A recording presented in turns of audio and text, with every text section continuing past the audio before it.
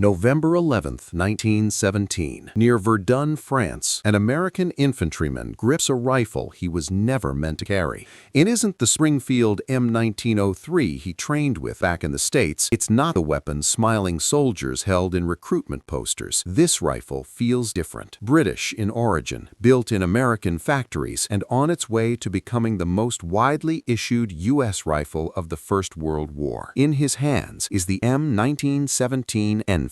It costs just $26 to manufacture. Its magazine holds 6 rounds, one more than the Springfield. Before sunrise, that single extra cartridge could decide who walks away alive. The weapon history barely remembers is about to quietly change how America fights wars. France, 1917. The Western Front consumes lives with mechanical efficiency. Poison gas rolls across no man's land. Shells rip the earth into a lifeless wasteland, and the United States, late to the conflict and scrambling to equip nearly 2 million soldiers, faces a problem rarely mentioned in textbooks. The Springfield Armory is overwhelmed. Output crawls at roughly 1,000 rifles per week, while demand sits closer to 100,000. The numbers don't add up. Troops are crossing the Atlantic faster than rifles can be produced. Then history takes an unexpected turn. 3 years earlier, Britain had hired American factories to manufacture its new service rifle, the pattern 1914 Enfield. Companies like Winchester, Remington, and Eddystone had already perfected mass production for the British Empire. But in 1917, those contracts suddenly ended exactly as the U.S. entered the war. What remained were 3 enormous factories, skilled workers, and proven machinery sitting idle, while American soldiers went without weapons. The answer came from necessity and insight. Instead of converting these plants to produce the complex Springfield, why not adapt the British rifle to fire American ammunition? The .30-06 cartridge, the same round used by the Springfield, fit perfectly into a stronger, more durable action.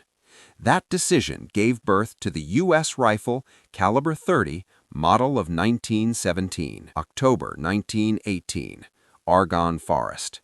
A young private from Ohio carries his M1917 on his first patrol. The rifle weighs 9 pounds 9 ounces, nearly a pound heavier than the Springfield. But that weight comes from one of the toughest receivers ever built for an American service rifle. Its bolt locks with multiple lugs, so strong that engineers later determined it could withstand extreme pressures.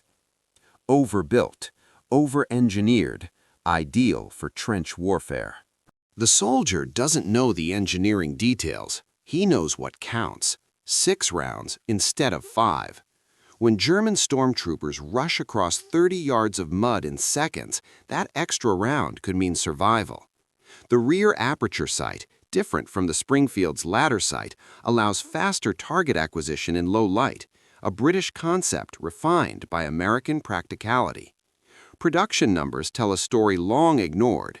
By November 1918, over 2 million M1917s had been produced. During the same period, only about 300,000 Springfields were made. For every Springfield in France, there were roughly 6 M1917s. The rifle shown in propaganda films versus the rifle actually fighting the war. Cost was the deciding factor. Each M1917 cost $26 to produce. The Springfield nearly doubled that price due to complex machining and tighter tolerances. The M1917 used simpler cuts, looser tolerances that still exceeded battlefield needs and existing British tooling. At Winchester's New Haven plant, 1,000 M1917s could be produced in the time it took Springfield Armory to finish 100 M903s. Even Sergeant Alvin York, America's most famous marksman of the war, carried an M1917 during his legendary action on October 8, 1918, where 25 enemy soldiers were killed and 132 captured. Many history books credit a Springfield. Official records do not. York's issued rifle was an Eddystone-produced M1917 Enfield. The most decorated American soldier of World War I earned his legacy with a so-called substitute weapon. Manufacturing reached staggering levels. Eddystone alone produced 1 million rifles, more than all U.S. government arsenals combined during the war. Their Pennsylvania plant ran non-stop, 3 shifts every day of the week. Workers lived in company housing built solely to sustain production. 1 rifle left the line every 90 seconds, a relentless flow of steel and walnut headed for the front. Yet efficiency had its quirks. The M1917 carried 6 rounds instead of 5, but reloading it was still far from graceful. Soldiers quickly discovered a frustrating limitation. The magazine couldn't be topped off with loose rounds. Reloading required either a full 5-round stripper clip or feeding cartridges one by one with the bolt held open. In the mud and chaos of France, seconds lost to fumbling ammunition could be fatal. Frontline veterans improvised. Extra rounds were stuffed into jacket pockets. Multiple clips were preloaded in advance.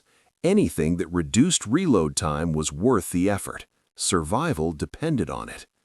The rifle's weight drew constant criticism. One soldier wrote home that carrying it felt like hauling a fence rail through the trenches. But that same mass worked in the shooter's favor. Compared to the lighter Springfield, the M1917 absorbed recoil far more effectively during rapid fire. When German attacks surged forward, the heavier rifle stayed steady while Springfield's bounced shot to shot. When lives were on the line, physics rewarded weight. December 1917, Camp Wadsworth, South Carolina. New recruits drilled with broom handles and wooden replicas. Real rifles were scarce. When weapons finally arrived at training camps, nearly 90% were M1917s. The Springfield existed mostly on paper, promised but never supplied in meaningful numbers. Instructors adjusted on the fly. Training manuals written for the Springfield were hastily modified. "The fundamentals are the same," officers told bewildered soldiers. "Just remember, your rifle carries 1 more round." The sighting system caused early confusion. The M1917 featured a protected rear aperture peep sight, shielded by heavy steel ears. The Springfield relied on an exposed ladder sight with fine adjustment markings, long favored in traditional marksmanship training.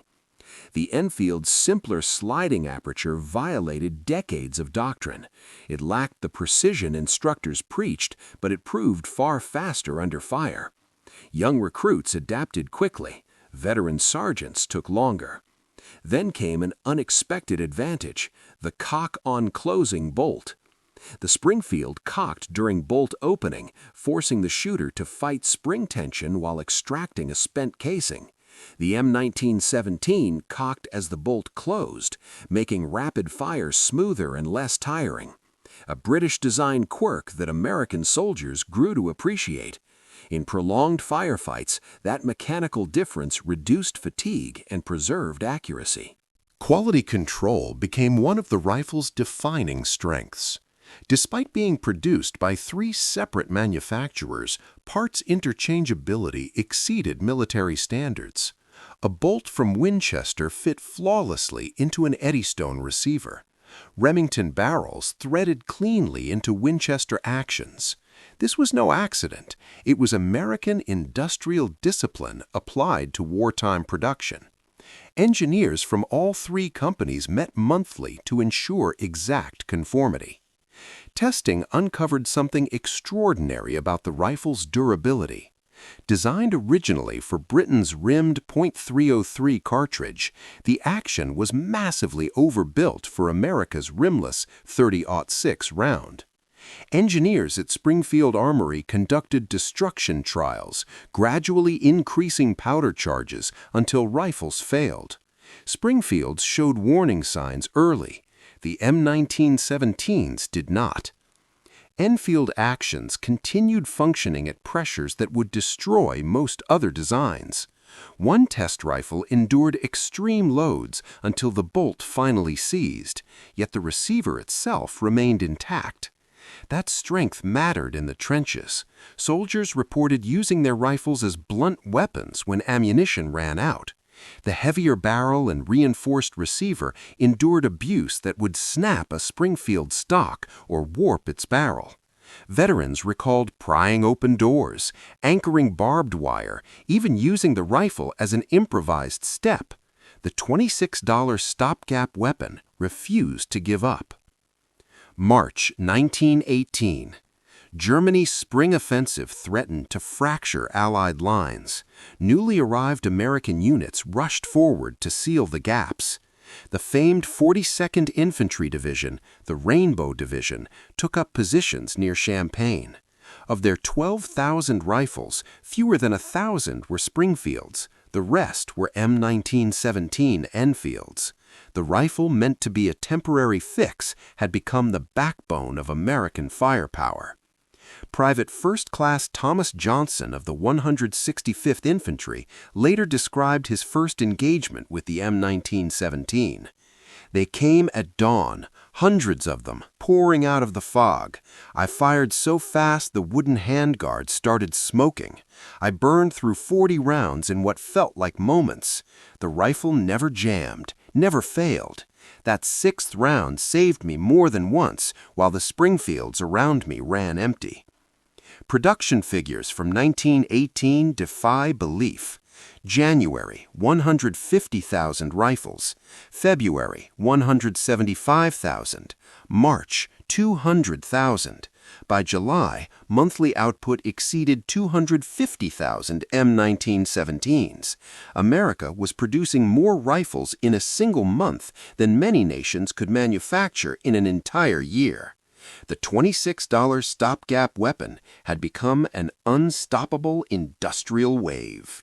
Winchester's production lines became a testing ground for manufacturing methods that would later spread across American industry.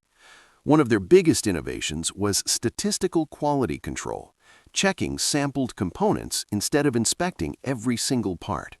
The approach cut costs without sacrificing reliability. A rifle approved in Connecticut would perform exactly like one assembled in Pennsylvania. Interchangeable parts reached a level firearms manufacturing had never seen before. Ammunition, however, sparked unexpected confusion.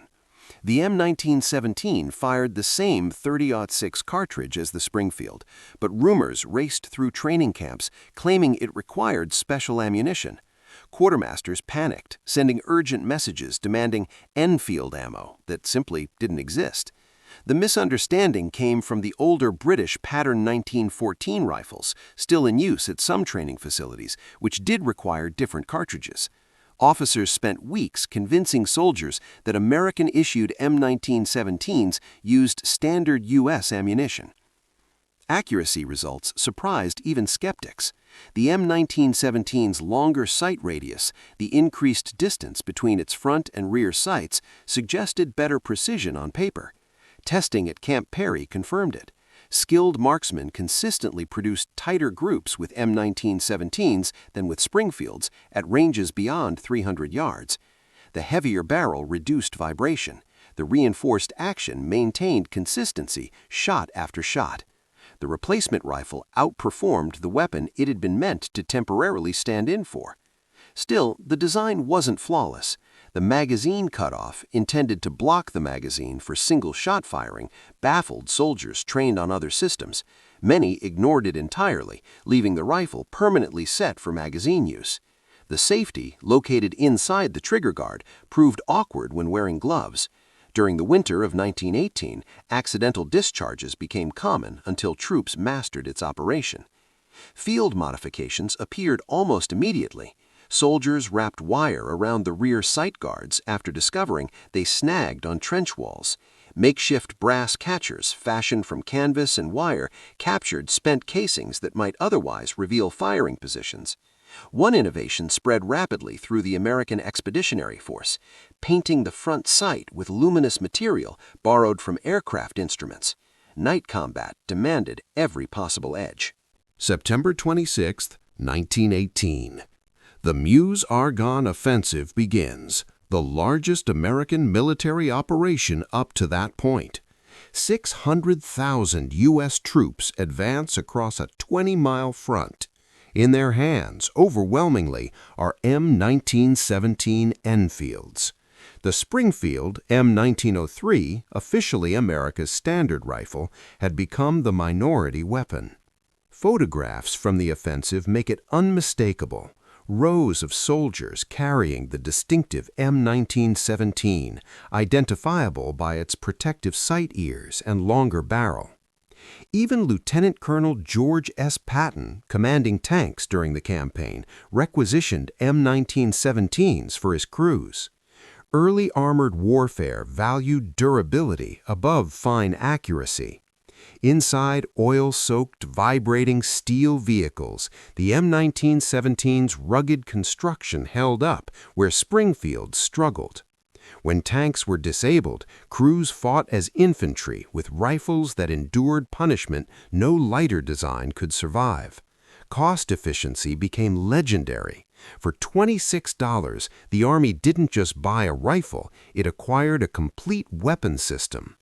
The stronger action meant fewer depot-level repairs. Simplified construction reduced the training burden on armorers. Parts compatibility across 3 manufacturers streamlined logistics. When accountants calculated the true lifetime cost, maintenance, spare parts, training, the M1917 proved 40% cheaper than the Springfield. Then production stopped, suddenly. November 11, 1918, Armistice Day. Factories turning out 9,000 rifles a day shut down within hours. Workers who had lived in company dormitories for months returned home. Assembly lines that had run non-stop for 18 months fell silent. Final production totaled 2,193,429 M1917 rifles, more than any other American military rifle before or since. The post-war years brought unexpected complications. Millions of veterans had trained and fought with the M1917 and expected to purchase their service rifles through government sales. Politics intervened. Despite being far less common in combat, the Springfield M1903 remained the official service rifle. The government prioritized selling Springfields to civilians, while M1917s stacked up in warehouses. During the interwar years, those surplus rifles spread across the world. Military aid programs shipped hundreds of thousands overseas. Chinese forces resisting Japanese invasion carried American Enfields.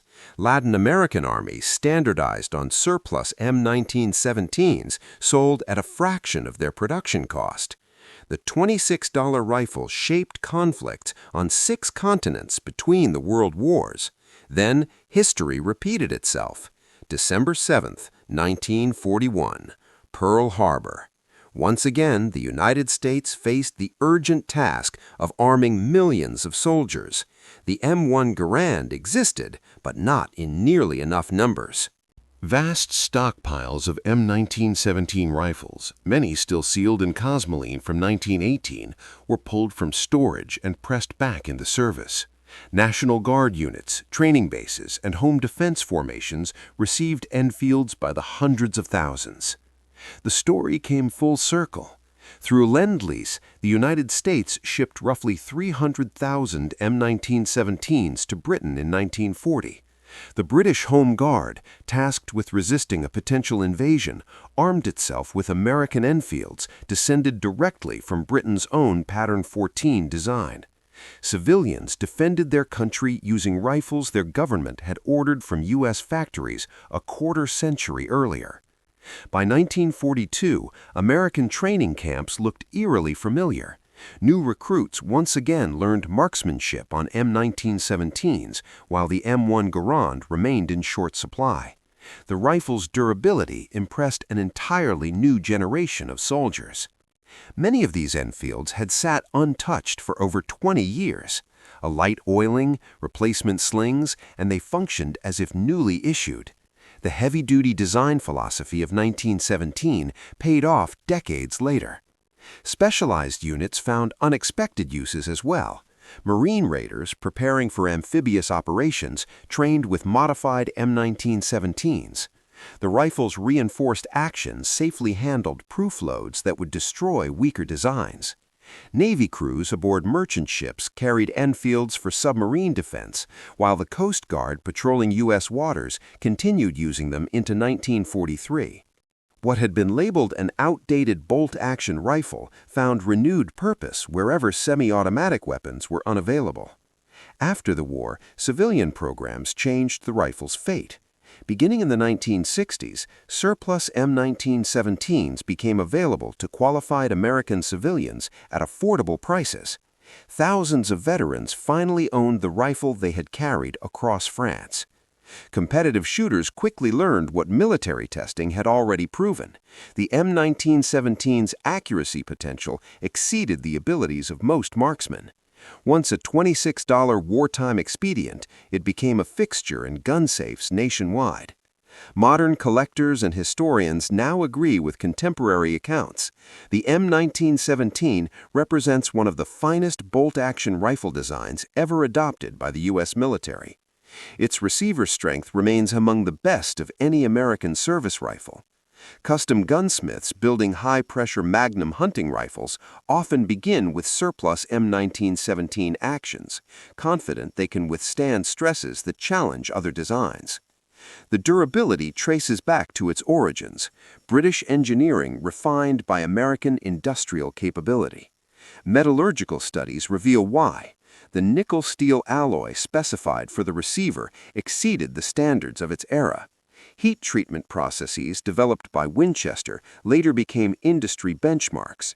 The interrupted thread lug design distributed stress efficiently and evenly. What seemed excessive in 1917 proved to be exceptional engineering foresight.